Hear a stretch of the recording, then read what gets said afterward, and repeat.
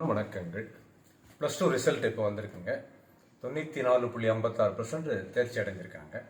மகிழ்ச்சியான விஷயம். இன்னும் ஒரு 5.44% தான் தேர்ச்சி அடையாமல் இருக்காங்க. அவங்களும் வர இருக்கிற காலங்களில் தேர்ச்சி அடையணும், 100% வரணுங்கிறத நம்ம எல்லாரும் சேர்ந்து வாழ்த்துவோம், பிரார்த்திப்போம்.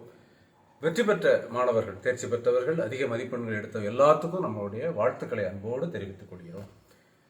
குறைந்த மார்க் வாங்கினவங்களும் சரி, இதில் தேர்ச்சி பெறாதவர்களும் சரி, அவங்க நிச்சயமாக இதில் மனம் தளரக்கூடாது. அதுக்கு முக்கியமாக பெற்றோர்கள் தான் உறுதுணையாக இருக்கணும்.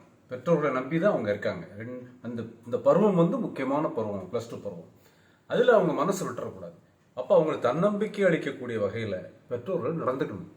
ஒன்று தெளிவாக மனசில் வச்சுக்கணும். அதாவது இந்த மார்க்ஸ்னால, இந்த மதிப்பெண்கிறனால தான் நம்மளுடைய வாழ்க்கை இருக்குங்கிறத மட்டும் நம்ம நினைக்கவே கூடாதுங்க. மார்க்ஸ் நிச்சயமாக ஒரு பேராமீட்டர் தான், ஒரு அளவுகோல் தான். அது ஃபர்தர் ஸ்டடீஸுக்கு ஹையர் ஸ்டடீஸ் லைக் மெடிக்கல் இல்லைன்னா நம்ம இன்ஜினியரிங் இந்த மாதிரி இதுக்கு யூஸ் ஆகும் தான். அது இல்லைன்னு சொல்ல முடியாது. இருந்தாலும் அது ஒன்று தான் லைஃப் அப்படிங்கிற மாதிரி நம்ம நினச்சி மற்ற ஸ்டூடெண்ட்ஸை கம்பேர் பண்ணி நம்ம குழந்தைகளை பேசக்கூடாது. முதல்ல அவங்களுக்கு தன்னம்பிக்கை அளிக்கக்கூடிய வகையில் இந்த 2 வருஷத்தில் அவங்க என்ன சின்ன சின்ன தவறுகள் பண்ணியிருக்காங்க அப்படிங்கிறத கொஞ்சம் பார்த்து அதை அவங்கள திருத்த சொல்லி அவங்கள அதை சரி பண்ணணும். அவ்வளோதான். அதை மட்டும் நம்ம கரெக்டாக பண்ணிட்டோம் அப்படின்னோம்னா, உதாரணத்துக்கு கொஞ்சம் நேரத்தை வீணாக்கியிருப்பாங்க, செல்ஃபோனில் ரொம்ப நேரம் விளையாண்டுருப்பாங்க. அதான் நமக்கு இன்றைக்கி எதிரியாக இருக்குது. அதை பற்றி கூட நான் ஒரு வீடியோ போட போகிறேன். அந்த இதை அவாய்ட் பண்ணணும். இந்த மாதிரி செய்யணும். டைம் மேனேஜ்மெண்ட்டு கொஞ்சம் கொஞ்சமாக பக்குவமாக சொல்லி அவங்க தவறுகளை திருத்த வச்சு அவங்களுக்கு அட்வைஸ் பண்ணி பக்குவமாக அட்வைஸ் பண்ணி அவங்களோட ஃப்ரெண்ட்லியாக நடந்துக்கிட்டு அந்த மாணவர்களுக்கு நீங்கள் உதவி புரிஞ்சிங்கன்னா அவங்களும் வர இருக்கிற காலங்களில் மிகப்பெரிய வெற்றிகள் அடைவாங்க.